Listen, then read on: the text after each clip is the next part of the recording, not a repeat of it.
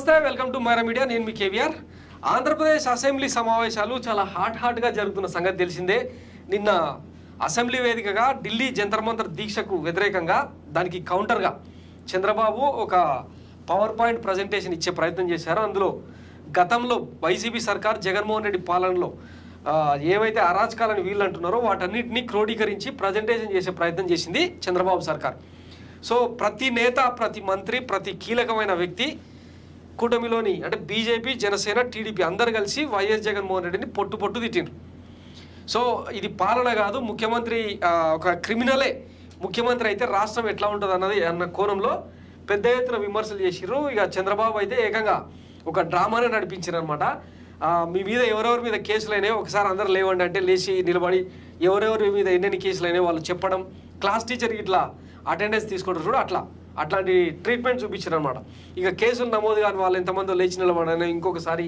ఇట్లాంటి డ్రామాలన్నీ అసెంబ్లీ సాక్షిగా చూపించారు బాగానే ఉంది సరే వైఎస్ జగన్మోహన్ రెడ్డిని తిట్టడం ఆయన రాజకీయ నాయకుడిగా ముఖ్యమంత్రిగా ఏమాత్రం అర్హత లేదు ఒప్పుకుందాం కానీ నెక్స్ట్ ఏంటి వీళ్ళు ఇచ్చిన హామీలు ఉన్నాయి కదా తల్లికి వందనం తర్వాత నాణ్యమైన మద్యం విద్యా వైద్యంలో సంస్కరణలు షణ్ముఖ వ్యూహం కింద జనసేన అధినేత పవన్ కళ్యాణ్ కూడా కొన్ని హామీలను అందులో చేర్చిండ్రు కూటమి ఉమ్మడి మేనిఫెస్టోలో ఇంటింటికి తాగునీరు తర్వాత మహిళలకు రక్షణ ఇట్లాంటివన్నీ చాలా చెప్పారు కదా మరి వాటి సంగతి ఏంటి దాని గురించి ఏం చర్చించారా అన్నది ఇప్పుడు జనం పాయింట్ ఆఫ్ వ్యూ ఇప్పటికే తల్లికి వందనం పేరుతో పంగనామాలు పెట్టే ప్రయత్నం విజయవంతంగా అసెంబ్లీ సాక్షిగానే సాగింది నారా లోకేష్ మంత్రి హోదాలో విదేశాంగ మంత్రి హోదాలో దానికి సంబంధించి గైడ్లైన్స్ రూపొందించే క్రమంలో కొద్దిగా లేట్ అవ్వచ్చు అని చెప్పి ఈ ఏడాది ఇంకా ఉండదన్న విషయాన్ని క్లారిటీగా చెప్పేసారు గతంలో ఆయన ఎవరు నిమ్మల రామానాయుడు టీడీపీ స్టార్ క్యాంపెయినర్గా నీకు 15,000 నీకు 15,000 నీకు 15,000 అని చెప్పి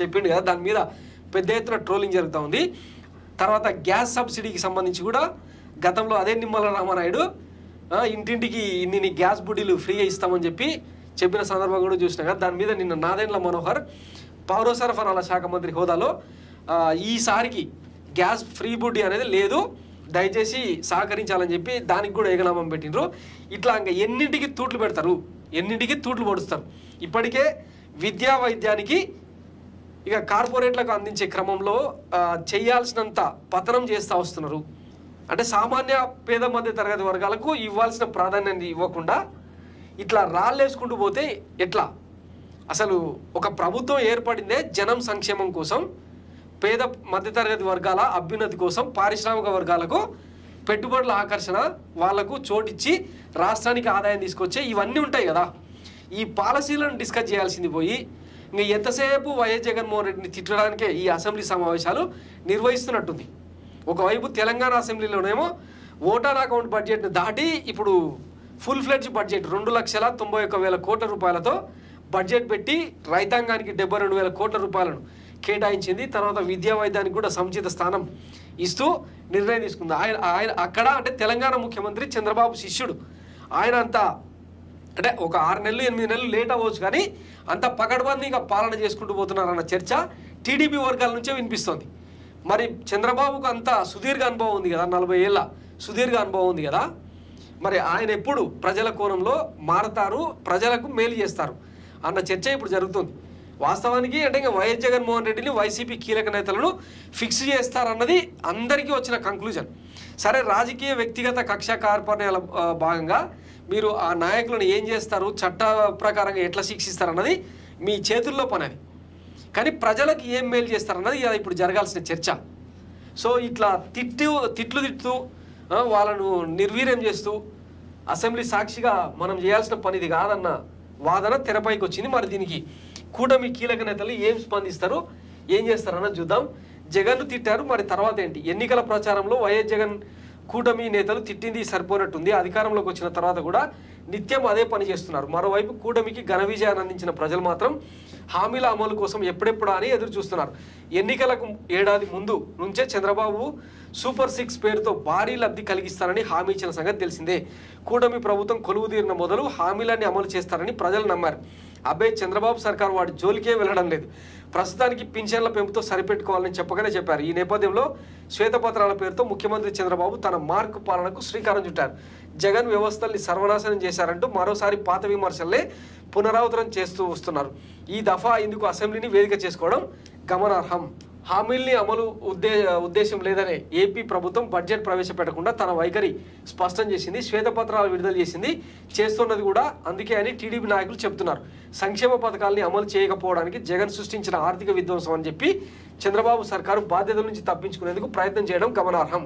చంద్రబాబు సర్కార్ హామీలు నెరవేర్చడం అసాధ్యమని మొదటి నుంచి అందరూ చెబుతున్నది. అయితే తాను సంపద సృష్టిస్తానని, ప్రజలకు పంచుతానని సుదీర్ఘ రాజకీయ పరిపాలన అనుభవం కలిగిన చంద్రబాబు గట్టిగా చెప్పారు. దీంతో జనం కూడా నమ్మారు. మరోవైపు జగన్ 2019 నాటి మేనిఫెస్టోనే అమలు చేస్తానని చెప్పడం జనాన్ని పెద్దగా ఆకట్టుకోలేదు. చివరికి కూటమి అపరిమితమైన అధికారాన్ని దక్కించుకుంది. హామీల అమలు విషయానికి వచ్చేసరికి వెనుకడుగు వేస్తోంది. శ్వేతపత్రాల పేరుతో జగన్ తిట్టడం కూడా ముగింపు దశకు వచ్చింది. ఇప్పుడు చంద్రబాబు సర్కార్ ఏం చేస్తుందో మరి. సో ఒక ప్రభుత్వం కొలువైన తర్వాత జనరల్గా అంటే తాత్కాలిక అవసరాల కోసం ఓటర్ అకౌంట్ బడ్జెట్ను ప్రవేశపెట్టడం అన్నది ఆనవాయితీ.